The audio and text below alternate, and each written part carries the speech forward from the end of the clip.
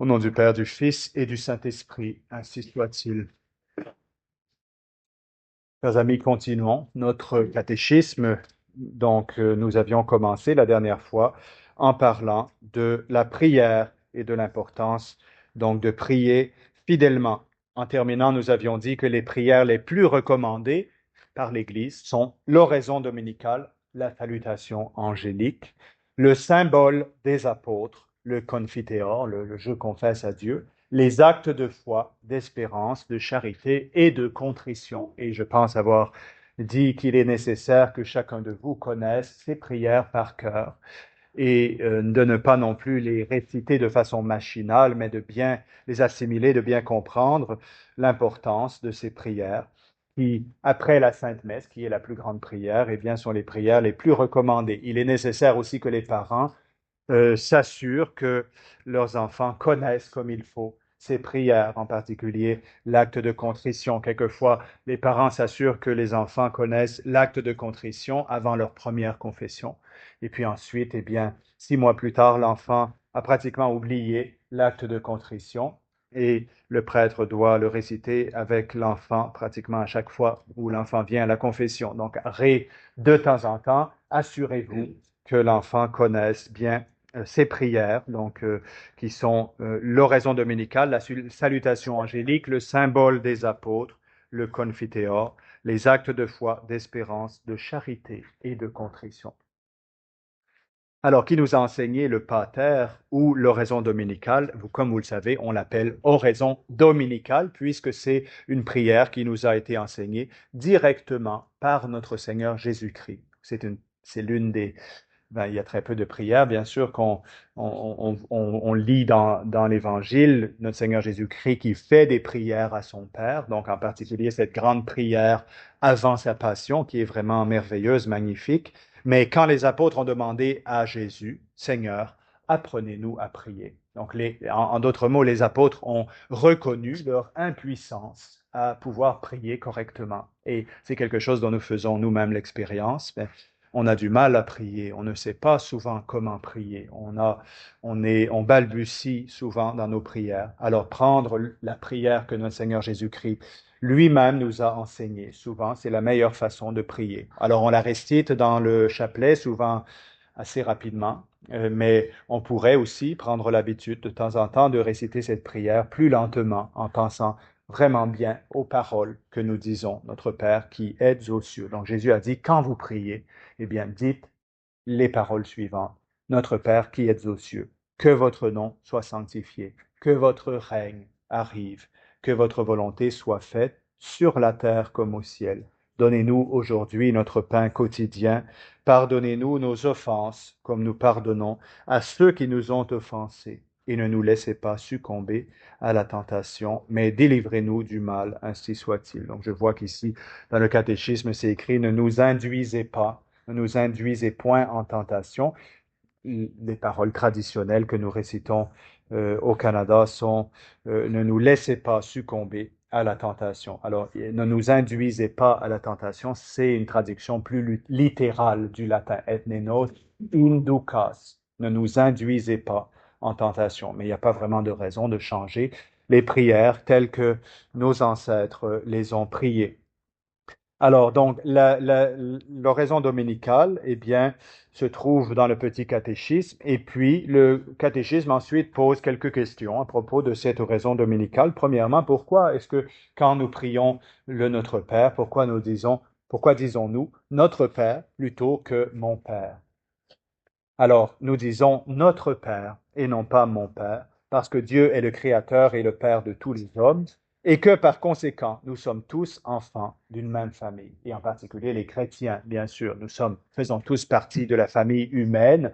Bien sûr, nous partageons la même humanité avec le reste des hommes, mais encore plus, nous partageons la même foi avec les chrétiens, avec les catholiques, bien sûr, avec les vrais chrétiens, c'est-à-dire ceux qui professent la foi catholique. De la même façon que le prêtre, même si quelquefois le prêtre célèbre la messe avec un seul servant de messe. Alors, l'Église demande que le prêtre ait au moins un servant de messe qui représente les fidèles qui assistent à la Sainte Messe pendant la récitation de la messe, donc pendant la célébration de la messe.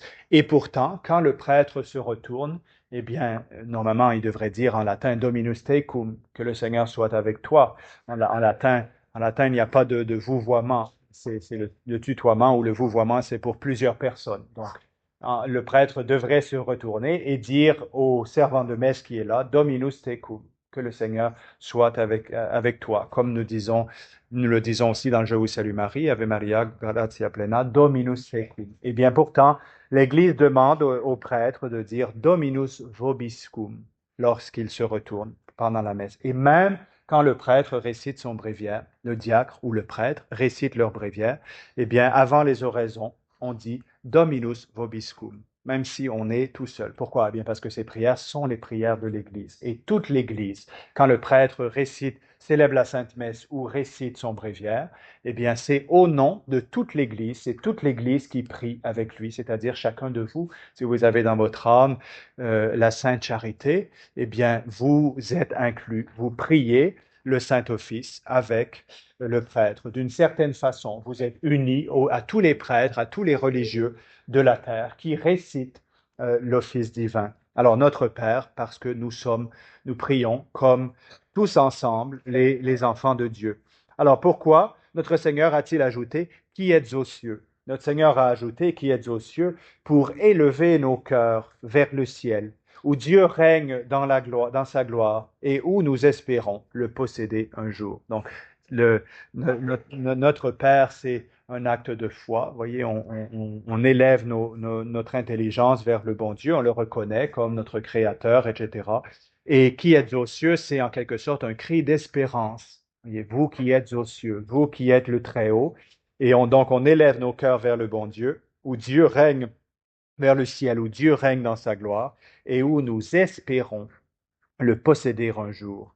Alors, qu'est-ce qu'on demande dans l'oraison dominicale? Dans l'oraison dominicale, nous demandons tout d'abord à Dieu tout ce qui peut contribuer à sa gloire. Et deuxièmement, tout ce qui est nécessaire pour la vie de l'âme et pour la vie du corps. Donc, encore une fois, il y a un ordre dans la prière qui est merveilleux. Voyez, donc d'abord, on se tourne vers Dieu, on regarde Dieu et on désire le bien de Dieu, c'est-à-dire la plus grande gloire de Dieu. Quel bien est-ce qu'on peut désirer au bon Dieu? C'est ça, en réalité, c'est ce qu'on appelle l'amour. Et l'amour, c'est l'amour inclut normalement des sentiments dans le cœur de l'homme. Dans le cœur de l'homme, l'amour est en partie fait de sentiments.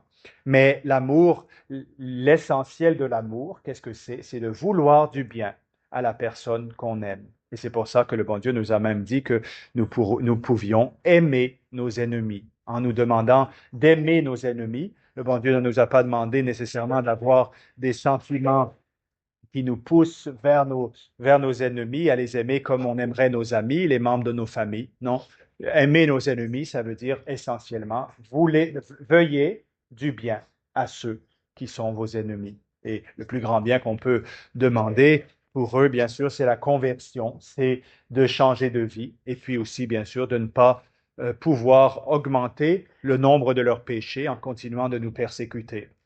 Alors, dans le missel romain, il y a une oraison pour nos ennemis. Pour nos ennemis, certains jours, le prêtre peut choisir de réciter telle ou telle prière qui est libre, qui est laissée au libre choix du prêtre. Alors, il y a différentes prières qui sont toutes très intéressantes.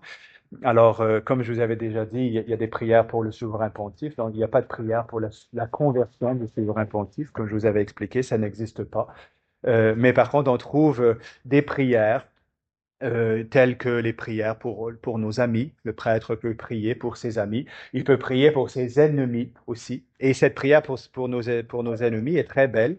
Elle demande au Seigneur de toucher leur cœur, de les convertir et de les empêcher de nuire. Et de les empêcher de nuire pour qu'ils n'augmentent pas le nombre de leurs péchés.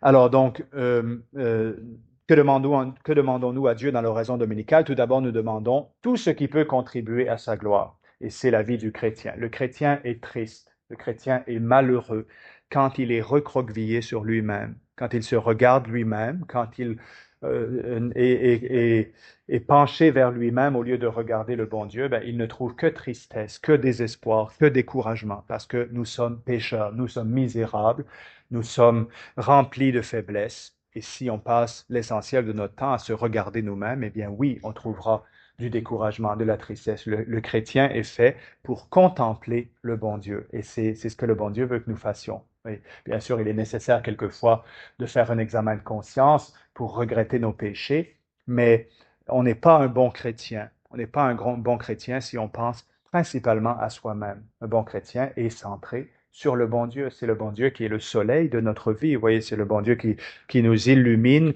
de sa lumière, de sa chaleur, et c'est vers lui que notre âme doit être portée. C'est le livre des psaumes qui dit Ad te domine levavi animam meam. Vers vous, Seigneur, j'élève mon âme. Vers vous, Seigneur, j'élève mon âme. Alors, la première partie du Notre Père, c'est demander au Seigneur. Donc, lui demander, parce qu'on sait qu'il est tout-puissant, eh bien, on l'implore de faire en sorte, eh bien, que sa gloire soit manifestée dans toute la création. Et la deuxième partie, nous demandons à Dieu ce qui est nécessaire pour la vie de l'âme et pour la vie du corps. Alors, plus spécifiquement, que demandons-nous pour la gloire de Dieu? Nous demandons pour la gloire de Dieu trois choses. Premièrement, que son saint nom soit connu et béni. Que son saint nom soit connu et béni. Deuxièmement, qu'il règne par sa grâce sur tous nos cœurs. Qu'il règne, parce qu'il n'est pas il n'est pas suffisant de connaître Dieu. Nous pouvons connaître Dieu. Nous pourrions même le bénir, au moins en parole, sans pour autant qu'il règne sur nos cœurs. Et toute la création, qu'elle le veuille ou non, toute la création, d'une certaine façon, chante la gloire de Dieu. Et les cieux, Sheli enarant gloriam Dei, les cieux annoncent la gloire de Dieu. Et opera manu meius annunciat firmamentum, et le firmament annonce l'œuvre de ses mains. Donc les cieux chantent la gloire de Dieu. Alors, que son saint nom soit connu de tous les hommes et qu'il soit béni par tous les hommes. Qu'il règne par sa grâce sur tous nos cœurs. Donc, qu'il règne sur notre intelligence, qu'il règne sur notre volonté, que les hommes lui obéissent sur la terre, comme les anges et les saints lui obéissent dans le ciel. Voilà le royaume de Dieu. Quand on dit que nous, chrétiens, nous sommes en faveur du Christ roi, nous allons célébrer la fête du Christ roi. Qu'est-ce que c'est le Christ roi? Ben, c'est pas compliqué. Que le bon Dieu soit connu et béni dans tous nos peuples, dans toutes nos familles, qu'il règne par sa grâce sur chacun des membres de nos familles, de nos pays, etc. Et que les hommes lui obéissent, c'est-à-dire que les lois des pays, eh bien, soient faites en fonction de la loi de Dieu. Donc, que les hommes lui obéissent sur la terre comme les anges et les saints lui obéissent dans le ciel. Combien nous sommes loin de cette réalité en ce moment. Voyez-vous, pouvez le mesurer en voyant combien pratiquement toutes les lois qui sont mises en pratique sont faites contre le royaume de Dieu, comme l'avait annoncé la Vierge à la Salette en disant que toutes les personnes, voyez, en poste d'autorité, dans une époque qu'elle décrivait comme future, eh bien, n'aurait qu'un seul dessein, celui d'anéantir, de faire disparaître le nom de Dieu et de son Christ. Le nom de Dieu et de son Christ, c'est le monde dans lequel nous vivons. Nous vivons dans un monde où les hommes n'ont pas d'autre dessein que de faire disparaître le nom de Dieu et de son Christ. Et nous sommes là, un petit nombre, partout sur toute la terre, des petits nombres de fidèles qui continuent de désirer que le Seigneur soit connu, soit béni, qu'il règne par sa grâce sur tous nos cœurs et que les hommes lui obéissent, tout en étant bien impuissants à changer. Et on ne peut pas changer beaucoup de choses, mais ce que nous pouvons changer, eh bien, changeons-le d'abord dans notre âme, en nous débarrassant du péché, en rejetant le péché de notre âme. On ne peut pas dire que nous voulons que Dieu règne par sa grâce sur tous nos cœurs quand nous sommes installés dans une habitude de péché. Ce serait une hypocrisie, ce serait que nos lèvres disent quelque chose et que eh bien, nos gestes fassent autre chose. Alors, que demandons-nous maintenant dans l'oraison dominicale pour nous-mêmes? nous demandons pour nous-mêmes, dans l'oraison dominicale, 4 choses. Premièrement, le pain de chaque jour, c'est-à-dire les biens spirituels et temporels. Le pain est à comprendre ici comme, bien sûr, toutes les choses dont nous avons besoin pour nourrir notre âme et pour nourrir notre corps. Le bon Dieu, voyez, reçoit de la gloire. On donne gloire à Dieu en lui faisant confiance. Cette confiance en la divine providence est quelque chose qui glorifie beaucoup le Seigneur quand les hommes attendent de lui le secours. Il est bon, dit la Sainte Écriture, d'attendre en silence le secours du Seigneur. Il est bon d'attendre en silence le secours du Seigneur. Le pain de chaque jour, c'est-à-dire les biens spirituels et temporels, et bien sûr, les chrétiens ont toujours vu dans ce pain en particulier, eh bien, le Saint-Sacrement de l'autel. Donnez-nous, Seigneur, voyez, notre pain de chaque jour. Donnez-nous-le le plus possible, bien sûr, en réalité, physiquement, qu'on puisse assister le plus souvent à la Sainte Messe et communier à votre corps, au corps et au sang précieux de votre Fils. Et bien, sinon, ben, venez dans notre âme. Venez dans notre âme, si ce n'est pas possible d'y venir physiquement tous les jours par la Sainte Communion, bien, venez par notre désir de vous recevoir. Nous demandons ensuite au Seigneur le pardon de nos offenses. Nous lui demandons de pardonner nos offenses, nous rappelant qu'il faut pardonner à notre prochain si nous voulons que Dieu nous pardonne. Alors le bon Dieu n'a pas mis au hasard ces paroles, comme nous pardonnons à ceux qui nous ont offensés. Le Seigneur nous a dit, il a mis ces paroles pour nous forcer, voyez, à donner le pardon, si nous voulons. Donc que nous recevions, à chaque fois que nous disons le Notre Père, que nous recevions un enseignement, un avertissement. Voyez, que tous ceux qui ne pardonnent pas de tout leur cœur, eh bien, ne seront pas pardonnés, ne seront pas pardonnés. Je crois vous avoir déjà mentionné que dans certains rites orientaux catholiques, eh bien, le prêtre, ça fait partie de la confession. À la fin de la confession, le prêtre demande à la personne qui se confesse, pardonnez-vous à tous ceux qui vous ont offensé. Et si la personne dit non, eh bien, le prêtre ne peut pas lui donner l'absolution de ses péchés. Le prêtre ne peut pas lui pardonner ses péchés. Ça nous dit combien c'est important de pardonner à tous nos frères si on veut pouvoir recevoir le pardon de nos offenses. Alors, quelquefois, les gens ressentent du ressentiment. Vous voyez, encore une fois, c'est au niveau des émotions, du ressentiment. Dès qu'ils pensent à une personne qui les a offensés, ça les remplit de colère. Et ils s'inquiètent en disant, est-ce que vraiment je pardonne? Et bien sûr, on ne peut pas toujours contrôler complètement nos émotions. Et il peut arriver que quelqu'un nous ait offensé si gravement qu'il est difficile pour nous de penser à cette offense et sans en ressentir de l'émotion. Mais par contre, ce que le bon Dieu nous demande, eh bien, c'est de pardonner dans notre volonté. C'est-à-dire, je veux que cette personne soit libérée devant Dieu et devant moi des fautes qu'elle a commises contre moi. Oui, je veux que cette personne soit libérée devant Dieu, donc que le bon Dieu ne lui tienne pas rancune, ne lui donne pas, n'exerce pas sa vengeance sur cette personne. Et moi-même, si j'en avais l'occasion, eh bien, je m'engage à ne pas tirer vengeance de cette personne, à lui rendre le bien pour le mal, aussi difficile que ça puisse être, aussi contrariant que ça puisse être pour mes émotions. Donc, il ne faut pas trop s'inquiéter de ce qu'on ressent quand on pense à ceux qui nous ont offensés, mais plutôt s'inquiéter dans notre volonté de vouloir vraiment de tout notre cœur. Et en général, les émotions suivent. C'est-à-dire que si vraiment on a la volonté de pardonner, notre âme s'apaise tranquillement et on finit par eh bien, pouvoir vraiment même ne plus ressentir ces émotions mauvaises quand on pense aux offenses qui ont été faites contre nous. Le pardon de nos offenses, nous demandons le pardon de nos offenses, nous rappelant qu'il faut pardonner à notre prochain si nous voulons que Dieu nous pardonne. Troisièmement, nous demandons la grâce de surmonter les tentations. Et nous demandons les choses essentielles, vraiment. Nous demandons la grâce de surmonter les tentations. Saint Hilaire de Poitiers dit, la terre, c'est la maison des tentations. La terre, c'est la maison des tentations. Personne ne doit s'étonner d'être tenté. Mais celui qui n'est pas tenté, en général, c'est celui qui vit déjà dans le péché. Il vit déjà dans le péché, donc en fait, il n'est pas vraiment tenté parce qu'il a déjà donné son âme au mauvais et il continue paisiblement dans sa vie mauvaise. Celui qui fait le bien est tenté. Je me souviens de me plaindre moi-même voyez, des tentations à un directeur spirituel dans le passé qui m'a répondu, eh bien, c'est celui qui jeûne qui a faim.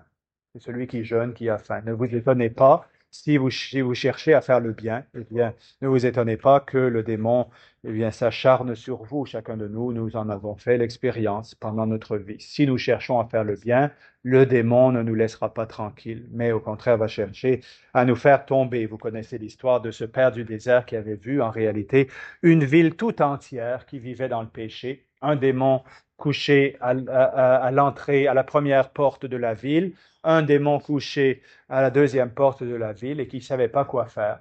Voyez, de leurs 10 doigts. Ils n'avaient rien à faire. En fait, les hommes se corrompaient entre eux et tout le monde vivait dans le péché tout bonnement. Et puis ensuite, il avait vu ce pauvre moine dans une caverne qui vraiment avait tout abandonné pour suivre le Seigneur et qui avait une légion de démons qui essayait de le tenter à tout instant. Oui. Un enseignement que le Seigneur lui avait envoyé à ce moine pour lui enseigner qu'il est normal d'être tenté si nous cherchons à aimer Dieu de tout notre cœur. Mais pourtant, avec la tentation, dit Saint Paul, viendra toujours la grâce pour la surmonter. C'est-à-dire que là où le péché ou la tentation surabonde, vous voyez, eh bien la grâce du bon Dieu surabonde aussi. Donc là, quand nous sommes écrasés par les tentations, eh bien la grâce du bon Dieu nous est donnée en proportion. Mais par contre, il faut prier. Il faut demander au Seigneur la grâce de surmonter les tentations. Nous n'avons pas, dit Saint Paul, à lutter contre la chair et le sang. Nous avons à lutter contre les esprits des ténèbres qui sont répandus dans les airs. Et donc, si on pouvait voir, si le bon Dieu ouvrait les yeux de notre âme et nous permettait de voir tous les esprits des ténèbres qui, à chaque instant, s'affairent autour de nous pour nous faire tomber dans les différents péchés qui existent, eh bien, nous serions très surpris, je pense, de voir tous ces esprits des ténèbres. Je disais ces paroles à Saint-André aujourd'hui en disant, voyez, le prêtre, avant la messe, et c'est pour ça que j'essaie de le faire, même si nous faisons la messe basse, le prêtre, avant la messe, va prendre l'eau bénite, asperger chacun des fidèles, asperger la salle et la pièce où nous allons dire la messe. Pourquoi? Pour chasser les démons. Parce que ici, là, dans cette pièce, il peut très bien y avoir des choses qui ne sont pas tout à fait correctes, qui se font. Chacun de nous, on côtoie pendant la semaine des gens qui peut-être eh bien, sont sous les influences des esprits mauvais. Nous-mêmes, nous commettons des péchés, etc. Alors tout ça, on purifie toute l'assemblée et toute la salle où se célébrera le saint sacrifice de la messe. Alors imaginez combien il est important aussi d'asperger nos maisons nous-mêmes. Vous voyez, avec cette eau bénite, cette eau qui est sainte, qui est sanctifiée, qui contient l'exorcisme de l'Église, la bénédiction de l'Église que nous amenons chez nous et dont nous nous servons. Pourquoi? Pour chasser les esprits mauvais. Mais dans les exorcismes, tous les prêtres qui ont fait des grands exorcismes où il y avait des cas réels de possession disent que quand on asperge la personne qui est possédée avec l'eau bénite, en général, oui, le démon se met à crier comme un démon, comme un cochon qu'on égorge. Oui, il se met à pousser des cris et il ne peut pas supporter la présence de cette eau sanctifiée par les exorcismes. Et alors, eh bien, ces choses-là se passent quand nous-mêmes nous utilisons cette eau sainte pour asperger nos maisons. Heureusement, grâce à Dieu, on ne voit pas, on n'entend pas, sinon nous serions terrifiés. Alors que les hommes, donc, nous demandons la grâce de surmonter les tentations et finalement nous demandons la faveur d'être préservés de tout mal, surtout du péché et de la damnation éternelle. Pensez-y quelques instants. Voyez, quel est le plus grand mal qui pourrait nous arriver? Quel est le plus grand mal qui pourrait nous arriver sinon de perdre nos âmes pendant toute l'éternité? Qu'après cette vie, on traverse, voyez, comme le voile et, et on se rend compte en voyant ou en voyant d'une certaine façon le Seigneur, puisque on ne peut pas voir Dieu sans rentrer dans le ciel, sans être dans le ciel, mais on voit Jésus-Christ peut-être dans son humanité qui est là devant nous sur son trône et nous nous rendons compte que nous sommes damnés pour toute l'éternité.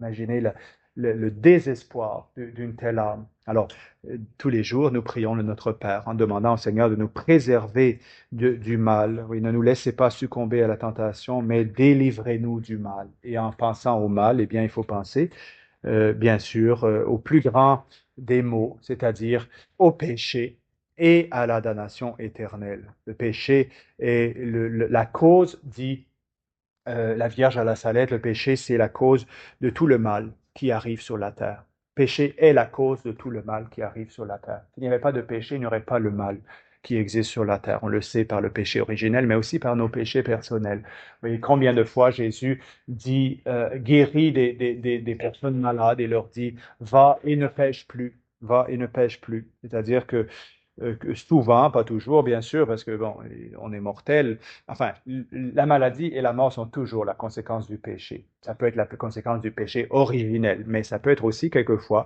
un châtiment pour nos péchés personnels. Alors, nous demandons dans l'oraison dominicale 4 choses, le pain de chaque jour, c'est-à-dire les biens spirituels et temporels, le pardon de nos offenses, nous rappelant qu'il faut pardonner à notre prochain si nous voulons que Dieu nous pardonne, la grâce de surmonter les tentations, la faveur d'être préservé de tout mal, surtout du péché et de la damnation éternelle. Et finalement, qu'exprime le mot Amen ou ainsi soit-il? Comme on le dit en français habituellement, ainsi soit-il. Amen, c'est un mot hébreu qui veut dire ainsi soit-il. Alors le mot Amen ou ainsi soit-il exprime un désir plus ardent d'obtenir ce qu'on a demandé. Et voilà pourquoi il se trouve à la fin de presque toutes les prières.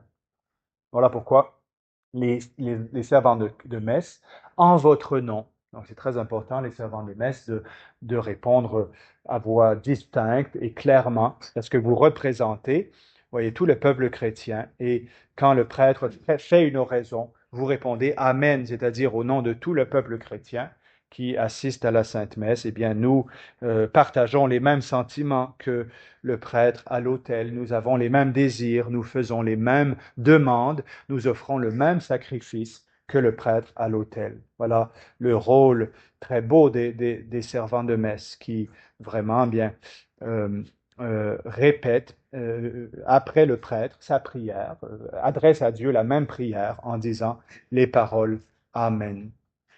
Donc, chers amis, arrêtons-nous ici pour aujourd'hui. Donc, ce chapitre sur la prière est très important. C'est le chapitre 29. Vous voyez, on arrive pratiquement aux 3/4 de notre petit catéchisme. Et c'est le chapitre 29 et je l'ai divisé en différentes parties. Ben, il est divisé en réalité dans le catéchisme en différentes parties. La première, c'est la prière en général.